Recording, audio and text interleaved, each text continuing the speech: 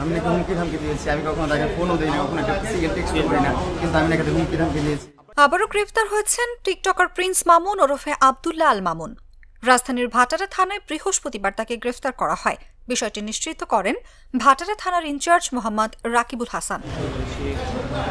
রাকিবুল হাসান বলেন, বিজ্ঞ আদালতের ওয়ারেন্টের ভিত্তিতে প্রিন্স মামুন ওরফে আব্দুল্লাহ আল মামুনকে গ্রেফতার করা হয়েছে। এ বিষয়ে লায়লা জানান, মামুন গ্রেফতার হয়েছে এটা সত্য, তবে কোন মামলায় তাকে গ্রেফতার করা হয়েছে তা তিনি নিশ্চিত নন।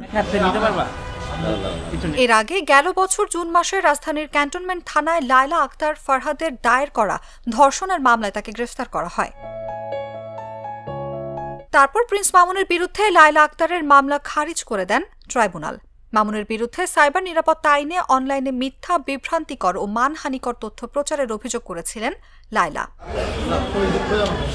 গেল 13 জুলাই ঢাকার সাইবার ট্রাইব্যুনালের বিচারক নূরে আলমের আদালতে এই আদেশ ঘোষণা করা হয়। সংবাদ মাধ্যমে এই তথ্য নিশ্চিত করেন সংশ্লিষ্ট ট্রাইব্যুনালের বেঞ্চ সহকারী জুয়েল মিয়া। তিনি বলেন, সাইবার নিরাপত্তা আইন বাতিল করে সাইবার সুরক্ষা অধ্যাদেশ জারি করা হয়েছে। নতুন এই অধ্যাদেশে এই মামলার অভিযোগ সংক্রান্ত ধারা না থাকায় আদালত মামলার আবেদন খারিজ করে দেন। নিউজ ডেস্ক, জাগো নিউজ।